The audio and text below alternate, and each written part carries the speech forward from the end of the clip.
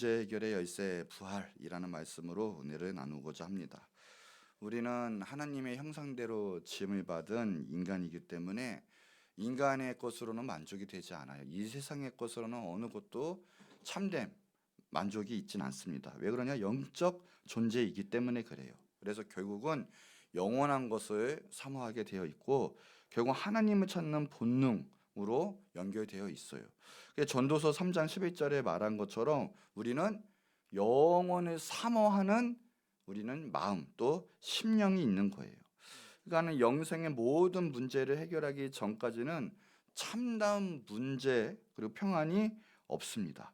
우리가 잘 아는 연어들 보면 연어가 이제 태어나서 바닷가에 살다가 이제 때가 돼서 알이 낳고 그다음에 자기의 이제 죽을 때가 다가오면 정말 신기하게 자기가 태어났던 그 물맛을 알고 그 곳으로 다시 오게 되어 있죠.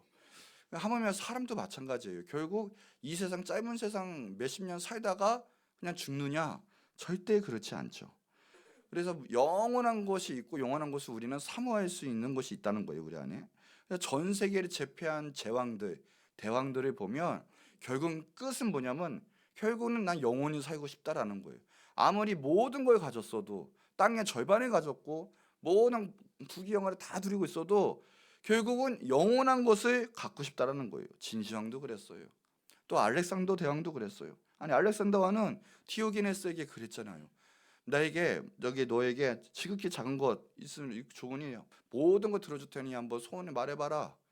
디오게네스가 그랬어요. 아니 지극히 작은 거 있어라도 영원한 것이 한 조각이라도 있으면 달라고. 그러더니 알렉산더 대왕이 난 그건 할 수가 없다. 그래요. 그러니까는 디오게네스가 그러잖아요. 아니 그런데 왜 이 알렉산더 대왕이 세상을 다 정복하려고 하십니까? 이 짧은 세상 즐길 수 있는 한순간도 보장도 없으면서. 그런데 진짜 아니다랄까? 알렉산더 대왕은 33살의 짧은 인생을 마감하고 말았거든요. 더군다나 괴로워하고 슬퍼먹다가 죽었어요. 그러니까 이 인생이 짧은 거는 정말 영원한 것에 비하면 아무것도 아니고 결국 우리는 영원한 것을 사모할 수밖에 없다라는 거예요. 우리 가운데 죽음의 문제 그리고 영생의 문제가 해결이 안 되면 이 세상에서 그 어떤 걸로 또 채워줄 수가 없는 거예요. 비스마르크가 영국 대선 앤드류와 담아주고 이런 말을 했어요. 나는 한순간도 의심해 본 일이 없다. 인간의 생명은 우리의 높은 갈망과 욕망을 채우기에는 너무 슬프고 너무 불완전하다. 인간은 한없이 고귀해지려고 노력한다. 그런데 우리가 그 상태에서 무의미하게 끝나겠는가? 나는 그렇지 않다고 생각한다. 하나님이 우리를 위해 예비하신 최후의 완성이 있다고 믿는다. 그랬거든요. 이게 맞는 말이에요. 하나님께서는 우리의 완성된 모습을 우리에게 선물해 주실 거예요. 그렇죠? 그러니까 우리가 세상 불완전해요. 불완전한 게 있으면 완성되게 있다라는 거예요. 항상 반대편은 있어요. 남자가 있으면 여자가 있는 것처럼 우리가 항상 모든 면에 세상은 불완전하지만 완전한 영원한 생명 또 영원한 세계가 있다라는 거예요. 우리 안에. 그러니까 우리의 모든 것은 불완전한 문제 해결은 결국은 죽음의 문제가 해결이 돼야 돼요. 그런데 모든 문제가 결국은 풀릴 수가 있어요. 근본적인 문제가. 심리학자 칼 융도 그래요. 인간의 불멸을 믿는 신앙이야말로 최대의 치유책이다. 우리의 심리학적에도 마찬가지라는 거예요. 그러니까 우리가 이 근본적인 모든 문제, 특별히 죽음에 대한 문제가 해결이 될 때 그것이 우리의 모든 삶의 문제에서도 해결받을 수가 있고 인생의 궁극적인 목적도 해결받을 수가 있다라는 거예요. 우리가 아무리 부귀영화 들어도 우리의 죽음의 문제가 해결이 안 되고 우리 죄의 문제가 해결이 안 되면 결국은 우리는 괴로울 수밖에 없는 거예요. 그런데 주님께서는 이 근본적인 모든 문제를 죽음의 문제도 그렇고 해결을 하셨다라는 거예요. 그것이 바로 부활이라는 거예요. 이 첫 번째 그래서 우리가 부활은 그래서 근본적 모든 문제의 해결책이라는 거예요. 인간의 가장 근본적인 불안, 근본적인 문제는 바로 죽음의 문제죠. 우리가 죽어서 지금 영혼 형벌받고 지옥불로 떨어진다면 우리가 아무리 세상 잘 산다고 해도 우리는 불안할 거예요. 근본적인 문제 해결이 안 될 거예요. 그런데 기독교는 이 문제를 이미 해결을 했다라는 거예요. 예수님이 해결하셨습니다. 그러니까 기독교의 가장 핵심 메시지 이게 뭐냐? 십자가와 부활이라는 거예요. 십자가와 부활. 예수님은 죽음의 원인이 되는 죄를 해결하시기 위해서 이 땅에 몸을 입고 십자가에 달려 우리의 죄를 대속하셨어요. 그런데 거기서 만족하는 것이 아니라 오늘 본문 말씀처럼 그 죄악을 다 해결하고 예수님은 부활을 하셨습니다. 그러니까 이 부활이야말로 모든 문제의 해결을 하신 거예요. 교리의 기초예요. 신앙의 근거고 신앙의 근본이라는 거예요. 그래서 기독교는 부활이 없으면 말이 안 되는 거예요. 그러니까 기독교는 부활의 종교고 생명의 종교라는 거죠. 쉽게 말하면. 쉽게 말해서 교회에서 부활이 없다 하고 우리 믿는 자들도 부활이 없다면 참된 교회도 참된 교인도 아니라는 거예요. 고린도전서 15장 12절 14절에 보면 그리스도께서 죽은 자 가운데서 다시 살아나셨다 전파되었거늘 너희 중에 어떤 사람들이 어찌하여 죽은 자 가운데서 부활이 없다 하느냐 그래요. 믿는 사람 중에서도 부활 가지고 논쟁이 많아요. 만일 죽은 자의 부활이 없으면 그리스도도 다시 살아나지 못하셨으리라 라고 말씀하면서 그 14절에는 그래요. 우리가 전파하는 것도 헛것이 되고 또 너희 믿음도 헛것이 되는 거다. 그러니까 죄진 상태에서 머물러 있고 죄가 해결이 안 되면 그냥 우리는 아무것도 믿음도 원 상태에 대한 해결책이 없는 그냥 그대로 갖고 살아가는 상태인 거예요.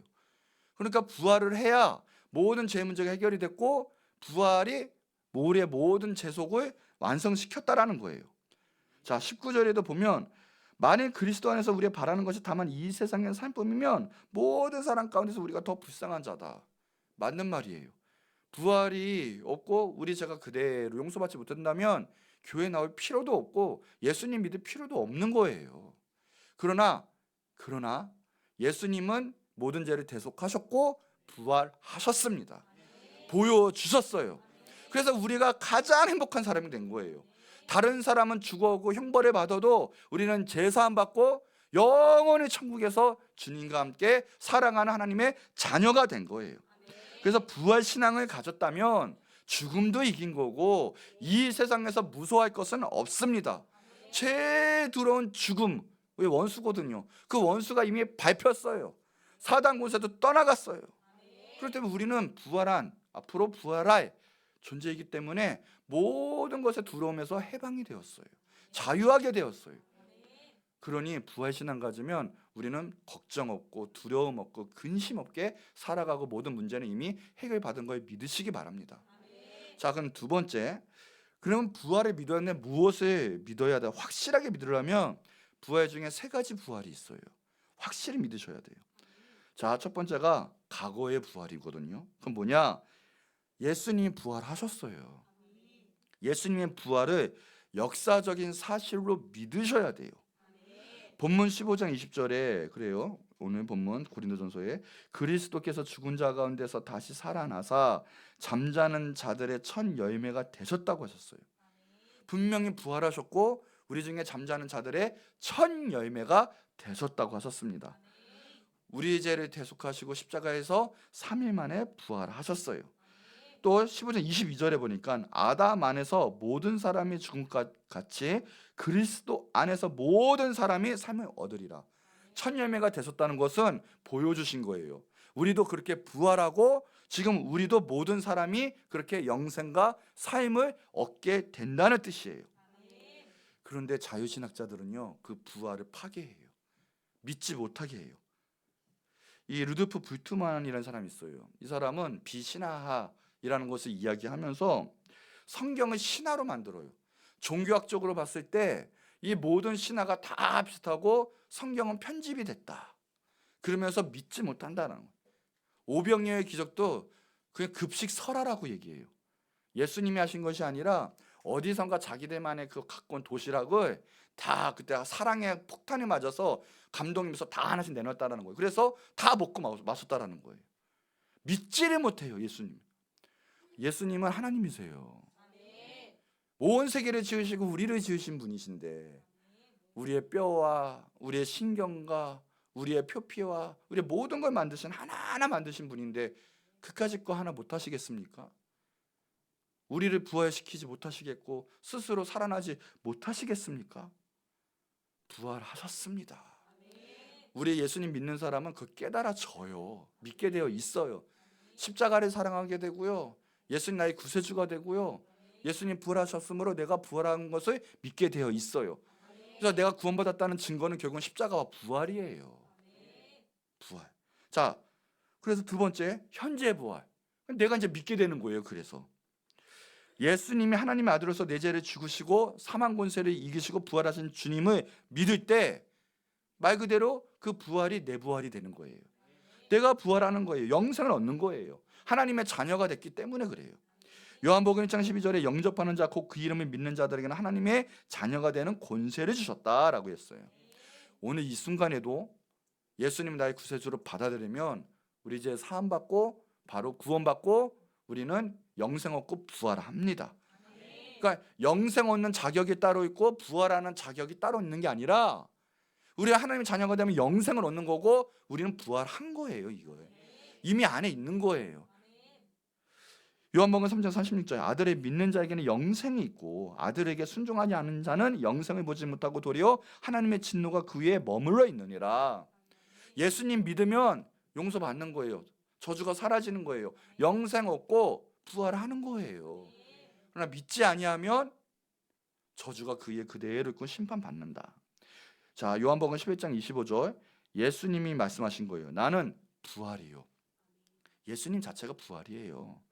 그리고 생명이니 예수님 자체가 생명이신 거예요. 그렇기 때문에 예수님 믿으면 돼요.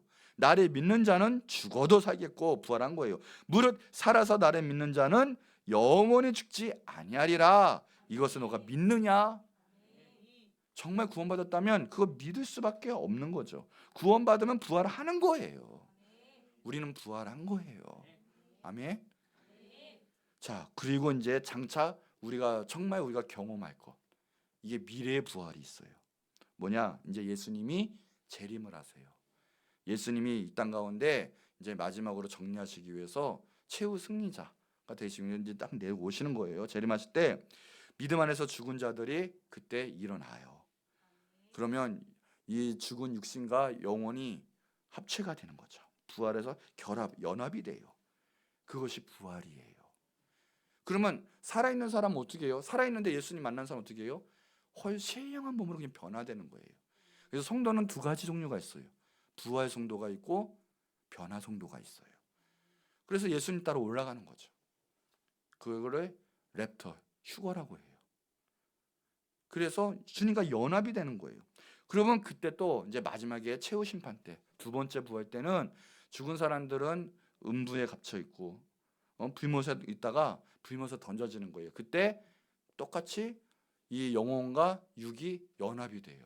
그래서 있는 그대로 불못에 던져지고 영원히 심판받게 되는 거예요.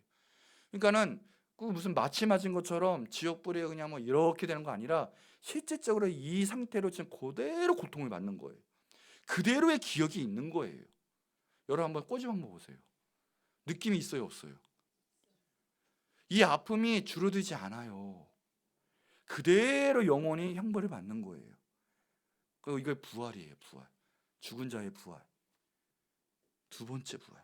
자, 고린도전서 15장 51쪽 52절에 보라 내가 너희에게 비밀을 말하노니 우리가 다 잠잘 것이 아니요 마지막 나팔의 순식간에 호련히 다 변화되리니 나팔 소리가 나매 죽은 자들이 썩지 아니할 것으로 다시 살아나고 이게 부활 성도예요. 우리도 변화되리니 이게 변화 성도예요.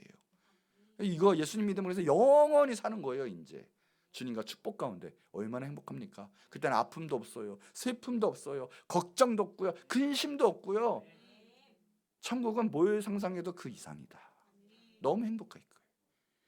자, 데살로니가전서 4장 16, 17절에 보면 예수님 내려오실 때 주께서 호령과 천사장의 소리와 하나님의 나팔 소리로 친히 하늘로부터 강림하시리니 예수님 오세요. 그리스도 안에서 죽은 자들이 먼저 일어나고 이게 부활 성도. 그 후에 우리 살아남은 자들도 그들과 함께 구름 속으로 끌어올려 공중에서 주를 영접하게 하리니 그게 변화 성도. 신령한 몸으로 우리 사상 최고의 멋있는 몸으로 완전한 몸으로 변화되는 거예요. 그리하여 우리가 항상 주와 함께 있으리라. 이게 부활이에요. 우리는 주님과 함께 영원히 살아가는 거예요. 피터슨이란 분이 그랬어. 인간에게 죽음이란 없다. 그런데 사람들이 그 사실을 믿지 않을 뿐이다. 맞습니다. 우리에게는 그런 의미에서 봤을 때 죽음이란 없어요. 죽음은 없어요. 이 세상에서 잠깐 몸이 없어지는 것 뿐이고, 그러다가 다시 몸과 연합이 되는 거예요. 온전한 채로. 다만 주님과 함께 사느냐, 영원한 고통을 받느냐, 심판을 받느냐, 그렇게 하는 거예요. 데이비드 윈터라는 분은 또 죽음을 두려워하지 않는 이 자세야말로 진정한 삶의 자세이고 또 모든 고난과 시험을 이길 수 있는 원동력이 된다. 그러니까 우리가 부활신앙을 가지면 이 세상은 뒤집어 놓을 수 있어요. 그 어떤 것도 유혹이 오지 않아요. 어떤 것에서도 무너지지 않아요. 왜요? 우리는 어차피 이렇게 부활할 거고, 우리는 이미 승리한 사람이고 부활을 이제 할 거기 때문에. 그리고 이미 부활의 DNA가 있어요. 부활한 거예요, 이미. 때가 되면 그렇게 나타나게 되어 있어요. 부활, 그래서 휴거. 혹시나 예수님이 우리 살아계실 때 오면 다 그 휴거나 부활에 동참하는 제일로 축복된 우리 성도분들이 되기를 축원합니다. 자, 그래 세 번째. 그럼 부활을 어떻게 할 수 있느냐? 간단하게 일단 말하면요, 죽음을 거쳐야 부활할 수 있어요. 우리가 말은 이제 예수님도 다 부활한다 하지만 정말 부활을 하면 죽어야 돼요. 이 죄의 결과로 들어온 죽음이 인생에서 가장 큰 원수고 가장 큰 두려움이거든요. 예수님은 죽음을 정복하시려고, 우리의 생명과 부활을 주시려고 이 땅에 몸을 입고 오셨어요. 그리고 몸을 찢으셨어요. 한마디로 죽으셨어요. 예수님도 죽으셨어요. 우리도 부활하려면 어떻게 돼요? 죽어야 돼요. 요한복음 5장 24절에 내가 진실로 너희에게 이르노니 내 말을 듣고 또 나 보내신 이를 믿는 자는 영생을 얻었고 심판에 이르지 아니하나니 사망에서 생명으로 옮겼느니라. 그러니까 예수님을 믿으면 우리는 영생 얻고 부활하는 거예요. 예수님, 나를 위해서 모든 피가 물을 흘리신 예수님. 아담의 범죄로 사망의 종이 되었던 우리가 이제는 사망에서 생명으로 옮겨지게 된 거예요. 그러기 위해서 반드시 우리도 죽어야 돼요. 그래야 부활의 영광으로 우리는 태어날 수가 있어요. 이건 무슨 뜻이냐? 우리도 주님과 함께 옛사람, 주님을 배반하고 죄된 길로 가고 하는 그 모든 육적인 제약된 우리가 그리스도와 함께 죽어야 돼요. 그래야 예수님이 오실 때 우리는 살아날 수가 있는 거예요. 죽은 몸이 부활할 수 있는 거죠. 자, 로마서 6장 3절 5절에 보면 무릇 그리스도 예수와 합하여 세례를 받은 우리는 그의 죽으심과 합하여 뭐 합해졌다고요? 예수님의 죽으심도 합해져야 돼요. 합하여 세례 받은 줄을 알지 못하느냐?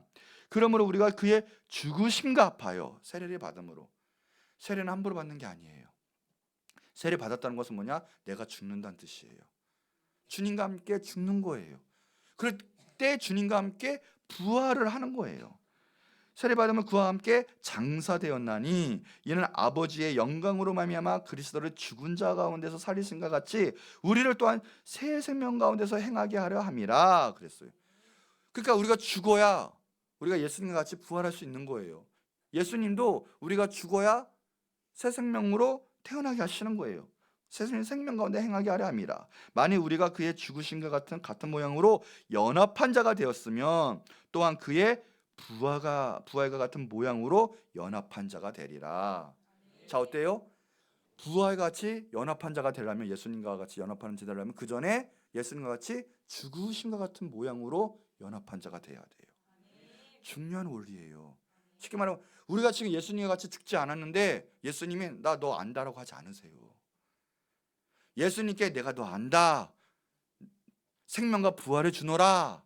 이거는 한마디로 내가 예수님 안다는 뜻은 내가 예수님과 죽었다라는 뜻이에요.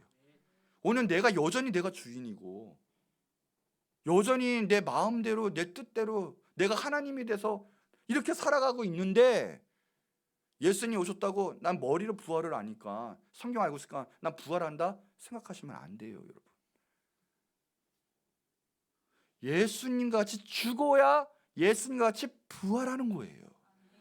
그의 죽으심과 같은 모양으로 연합한 자가 되어야 예수님의 부활과 같은 모양으로 연합한 자가 되는 거예요. 지금 상당히 중요한 원리예요. 우리는 이제 예수님 믿어서 나 끝났어 하면서 내 마음대로 살아요. 내 뜻대로 살아요. 내가 하나님이에요.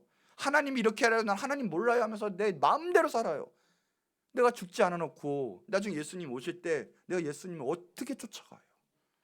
어떻게 부활해요? 예수님께 올라간다는 것은 부활한다는 거거든요. 신령한 몸으로. 어떻게 예수님께 올라갈 수 있고 어떻게 부활할 수 있어요?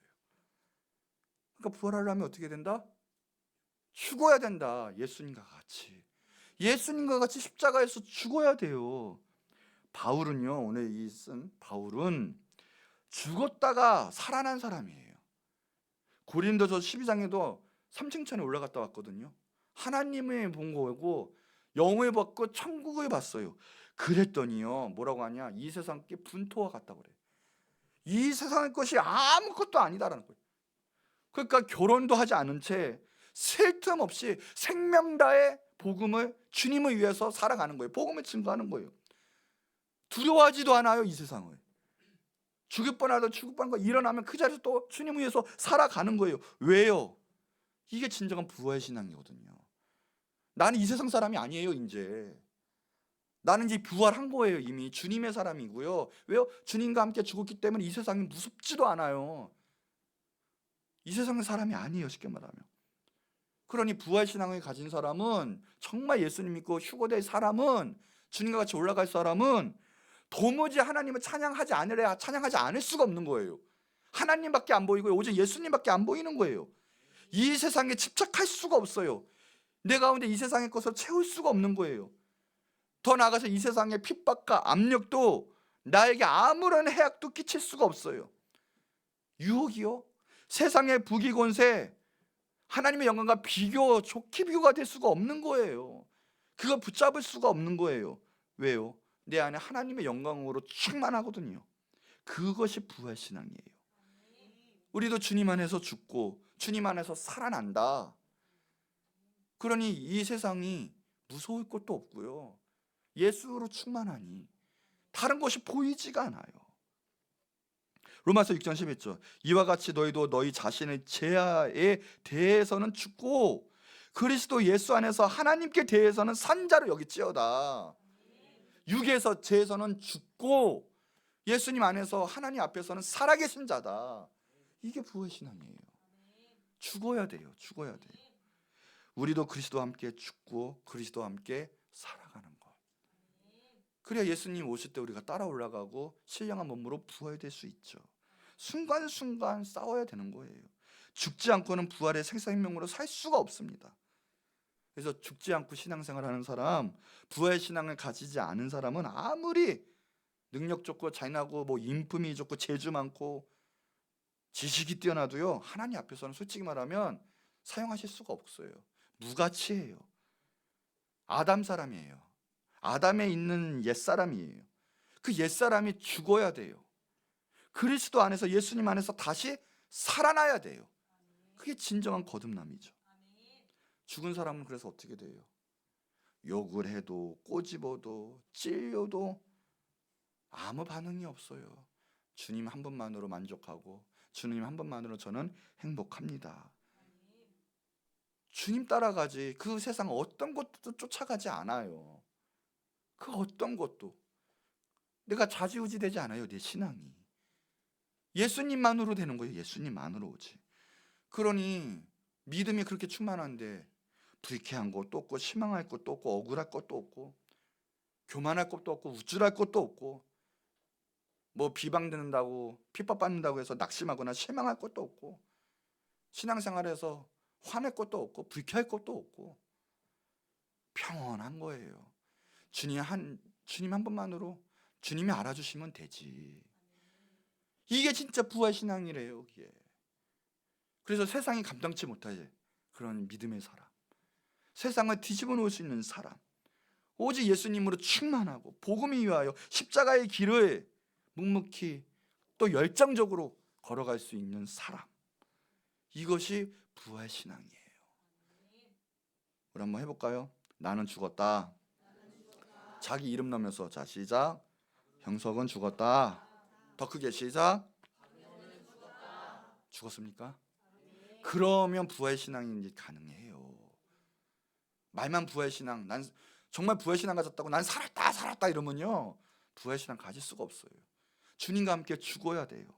나는 죽고 주님만 살아가는 거예요. 예수님만 살아가는 거예요. 불안도 없고요, 무너질 이유도 없고요, 뭐 이렇게 신앙생활하면 제 필요도 없어요. 주님 위하면 되는 거지. 까짓 거 바울처럼요 생명 다해서 주님의 일을 감당케 되는 거예요. 우리 잘 아는 말씀 갈라디아서 2장 20절 자 시작. 내가 그리스도와 함께 십자가에 못 박혔나니 그런즉 이제는 내가 사는 것이 아니에요 오직 내 안에 그리스도께서 사시는 것이라. 이제 내가 육체 가운데 사는 것은 나를 사랑하사 나를 위하여 자기 자신을 버리신 하나님의 아들을 믿는 믿음 안에서 사는 것이라. 아멘. 내가 그리스도와 함께 십자가에 못 박혀 죽는 거예요. 이제 내가 사는 것이 아니고 오직 내 안에 주님께서 사시는 거예요. 주님과 함께 연합이 된 거예요. 이제는 믿음 가운데 살아가는 거예요. 예수님의 믿음. 그것이 진정한 부활 신앙이에요. 예수님이 그러죠. 나는 포도나무야 너희는 가지니. 가지가 떨어지면 죽는 거예요. 연합. 그럼 같은 모양으로 나온다. 그때 내가 너를 안다. 예수님이 오시면 자연스레 우리는 신령한 몸으로 변화되고 하늘로 올라가고 부활한다. 칭의와 구원은 단방에 이루어져요. 오늘 이 순간에도 예수님 나의 구세주이십니다 하면 구원 받아요. 그런데 성화는 그렇지 않아요. 성화는 단계가 필요해요. 인내가 필요해요. 소망을 기대해야 돼요. 그러니까 이게 단방에 변하면 좋은데 안 되니까 지금부터라도 우리는 다른 것이 없어요. 힘써 주님 붙잡고 싸워야 돼요. 오늘부터도요 주님 믿고 싶어요, 아니 믿었어요 했는데 나가면요 수많은 유혹이 있고요, 어떤 유혹보다 내 자신의 유혹이 더 커요. 죄성은요 정말 힘들어요. 나를 끝까지 끄집어 다녀요. 지옥불로 가려고. 그 끊어내야 되고 오직 예수님 한 분만이면 됩니다 이러면 돼야 되는데 그게 너무나 이게 뭐라고 지옥 가면 아무것도 아닌데 끄집어내거든요. 그거에 싸움이 있어요. 그거는 2차 세계대전보다 더 심해요. 정말이에요.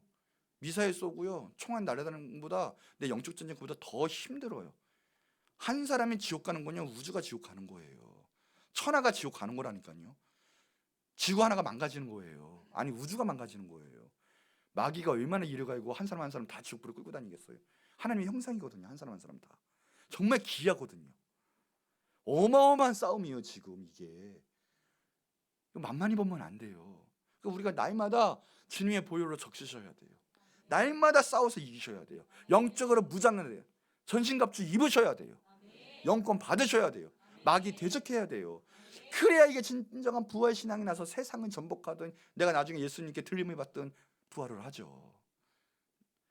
자, 로마서 6장 13절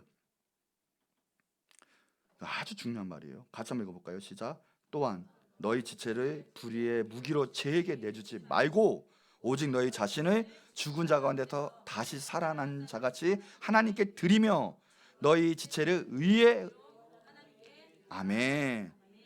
죄에게 이게 뭐예요? 지체를 불의의 무기로 이랬어요. 지체가 우리가 너무 센 거예요. 무기라니까요. 우리 하나님 너무나 귀중하고요. 핵폭탄보다 더 파워가 있어요. 우리는요. 하나님 우리를 그렇게 사용하실 거예요. 그 일을 죄에게 주지 말아라. 마귀에게 무너질 거에 주지 말고 죽은 자 가운데서 다시 살아난 부활하신 자같이 하나님께 드려라고 우리의 지체 의의 무기로 하나님께 드려라. 그래서 드리라라는 파리스템이 이건 뭐냐면요 중대한 결정으로 자신을 드리다라는 의미가 있어요. 그러니까 희생제사나 제물 봉헌할 때 드리는 단어예요. 그러니까 의식적으로 내 모든 걸 최종 결정해서 하나님께 드리는 거예요. 전쟁에 지금 이 전쟁에 국가가 참여할 것인가 안 할 것인가 세계 회의가 모이는 것처럼 그 회의가 모이는 것처럼 중대한 결정을 해서 하나님께 드려라. 보통 일이 아닌 거예요. 만만히 보면 안 돼요. 오늘 어마어마한 결단을 하셔야 돼요. 하나님이 여러분을 아시고 여러분이 들림받고 부활 신앙 가지시려면 오늘 어마어마한 결단이 있어야 되는 거예요. 난 죽는다. 나는 죽었다. 이제 주님과 함께 연합된 자고 난 주님과 함께 산다. 그게 없으면 세상이 변화될 수도 없고 내가 주님의 영광을 나타낼 수도 없어요. 우리 십자가와 부활 중요한 건 다 알죠. 근데 그 놀라운 영권과 능력이 내 임하는 거는 별개의 문제예요. 오늘 내 자신이 죽어야 되고 중요한 결단을 하셔야 돼요. 나는 이제 주님과 함께 산다. 나는 의의 무기다. 나는 하나님께 드린 자다. 나는 그래서 예수님 오실 때 따라 올라간다. 난 부활했다. 부활은 거저되는 것이 아니에요. 예수님 영접하면 그때부터 주님과 함께 드리는 삶, 놀라운 영적 전쟁이 있어요. 그러니까 부활의 삶을 살아야 되고요. 말씀대로 살고 말씀의 능력 가지고 열매를 맺는 그런 삶을 사셔야 돼요. 자, 고린도후서 4장 10절 11절에 우리가 항상 예수의 죽음을 몸에 짊어지면 죽음이 먼저 짊어져야 돼요. 예수의 생명이 또한 우리 몸에 나타나게 하려 함이라. 죽어야 생명이 나타나게 하는 거예요. 우리가 살아있는 자가 항상 예수를 위하여 죽음에 넘겨짐은 예수의 생명이 또한 우리 죽어 육체에 나타나게 하려 함이라. 우리가 죽는 것은 예수님의 생명이 우리의 육체 가운데 나타나게 하려 함이라. 더 나아가서 우리는 그런 삶을 살 때 많은 사람들을 살릴 수가 있어요. 자, 이스라엘 백성이 요단강을 건너갈 때 법궤를 맨 제사장들이 먼저 갑니다. 요단강을 발로 딱 밟는 순간 요단강 물이 갈라졌어요. 그리고 굳게 버티고 서 있습니다. 그럴 때 이스라엘 백성은 건너가요. 제사장들이 밟지 않고 제사장들이 물속에 들어가지 않으면 백성들은 건너갈 수가 없어요. 요단강은 죽음을 의미하죠. 제사장들이 먼저 죽어야 돼요. 먼저 물에 들어가야 돼요. 밟아야 돼요. 그래야 하나님의 역사가 있고 수많은 하나님의 백성들이 살아갈 수가 있어요. 먼저는요, 기도하는 사람, 사역자들, 그리고 우리 먼저 예수님 믿은 자들이 죽어야 돼요. 십자가를 먼저 매야 돼요. 그래야 수많은 사람들이 살 수가 있어요. 교회 사역 만만히 보면 안 돼요. 다른 거는 몰라요. 돈 내고 돈 따먹기잖아요. 그렇죠? 사업은? 그런데요, 교회 사역은 뭐냐? 생명 놓고 생명 따먹는 사업이에요. 정말 무시무시한 거예요. 교회의 하나하나, 예배 하나하나 정말 목숨 걸고 해야 돼요. 아니면 그 생명의 태동이 없어요. 마귀는 보통 놈이 아니에요. 지금도 우리를 지옥불로 끌고 가려고 이를 약물고 울부짖는 사자처럼 지옥불로 끌고 갈 거예요. 세상 사람들도, 심지어 우리 믿는 자들도 미혹하면서. 그런데 우리는 생명 걸고 생명을 건져내야 돼요. 교회 사역은요, 생명 놓고 생명을 건지는 사업이에요. 그래서 내가 죽을 수 있어야 돼요. 정말 목을 내놓을 수 있어야 돼요. 그래야 어떤 누군가는 살아요.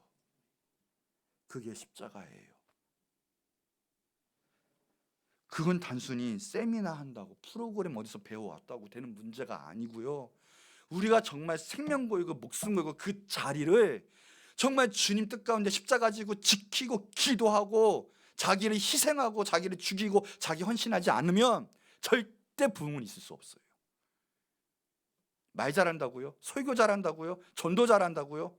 부흥 일어나지 않아요. 솔직히 경력 30년 됐다고요? 내가 집사권사 장로라고요?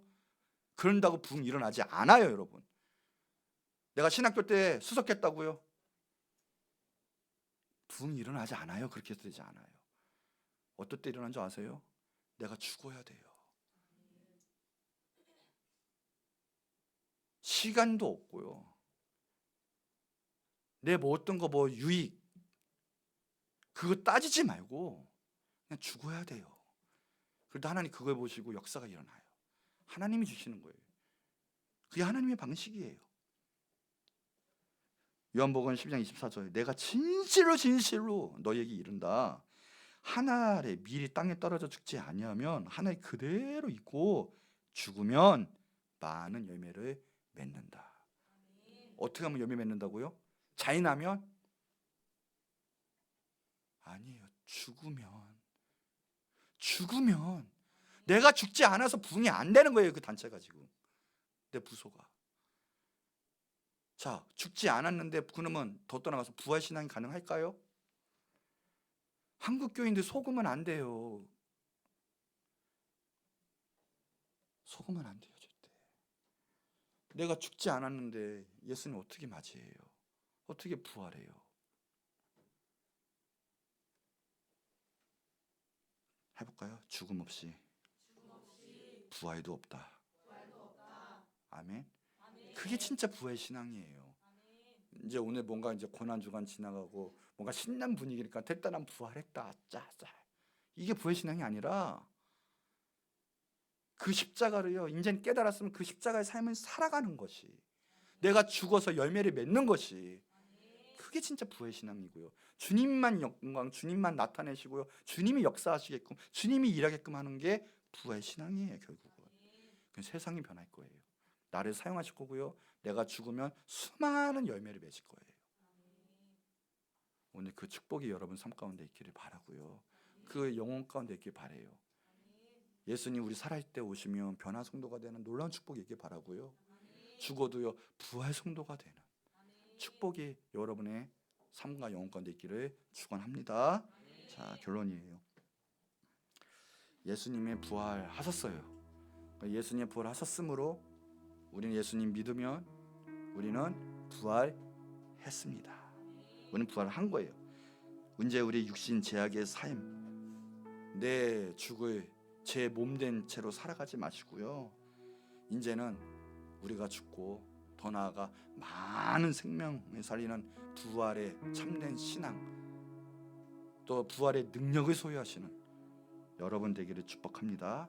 그래서 이제 주님 배울 그날 때 완전한 부활로, 정말 신령한 부활로 나아가서 주님과 영원히 찬양하며 살아가는 정말로 제일 축복된 우리 모든 성도 여러분 되기를 주의 이름으로 축원합니다. 기도하겠습니다. 자, 먼저 기도하고 할 텐데, 하나님, 주님 감사합니다. 이미 부활했고 구원 얻고 영생 얻은 거 얼마나 그렇게 감사한지요. 이제는 이 세상에 어떤 것도 나를 무너뜨릴 수 없습니다. 감사합니다. 오직 주님만 찬양받아 없이고, 주님의 그 놀라우신 하늘의 능력이 지금 내 삶 가운데 임하게 없이고, 내 주님의 그 십자가의 능력이 내 영혼을 뒤덮어 주시옵소서. 이제 부활 신앙으로 세상을 승리하고, 그리고 모든 악한 마귀와 죽음도 정복하여 주님의 영광을 나타내는 우리 되게 하여 주시옵소서. 우리 주 한번 크게 부르짖고 기도하도록 하겠습니다. 주여